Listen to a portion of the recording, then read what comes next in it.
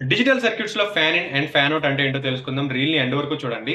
General గా inside ఏ chip ఒక single gate కి మనం అన్లిమిటెడ్ ఇన్పుట్స్ ఆర్ అవుట్పుట్స్ ని కనెక్ట్ చేయలేము. సో ఈ లిమిట్ నే fan in and fan out అంటాం.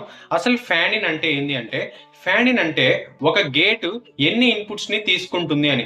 For example 2 input and gate అనుకోండి, fan in is equal to 2. 4 input and gate అయితే fan in is equal to 4. So ఇప్పుడు inside the chip more inputs ఉంటే inside the gate more transistors ఉంటాయి.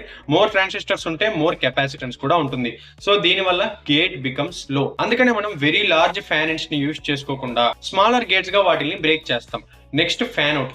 Fan out అంటే number of gates one output can drive. అంటే ఒక output ని మనం ఎన్ని గేట్స్ కి కనెక్ట్ చేస్తున్నాము. ఫర్ ఎగ్జాంపుల్ ఒక అవుట్పుట్ ని 5 గేట్స్ కి కనెక్ట్ చేసాం అనుకోండి, fan out is equal to 5 అవుతుంది.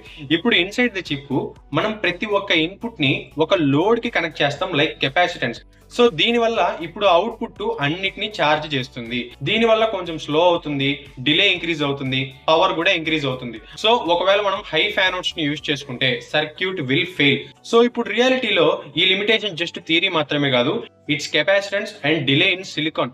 సో దీని వల్ల ఇంజనీర్స్ బఫర్స్ ని యాడ్ చేస్తారు ఎక్కువ లోడ్ రాకుండా. అలాగే fan in and fan outs ని లిమిట్స్ లో ఉంచుతారు. సో ఇక్కడ దాకా చూసారు కాబట్టి మీకు కాన్సెప్ట్ అర్థమైంది అనుకుంటున్నాను. ఈ రీల్ ని మర్చిపోకుండా మీ ఫ్రెండ్స్ కూడా షేర్ చేయండి, వాళ్ళకి యూజ్ అవుతుంది. పేజ్ ని ఫాలో చేసుకొని పెట్టుకోండి. నెక్స్ట్ రీల్ లో మళ్ళీ కలుద్దాం.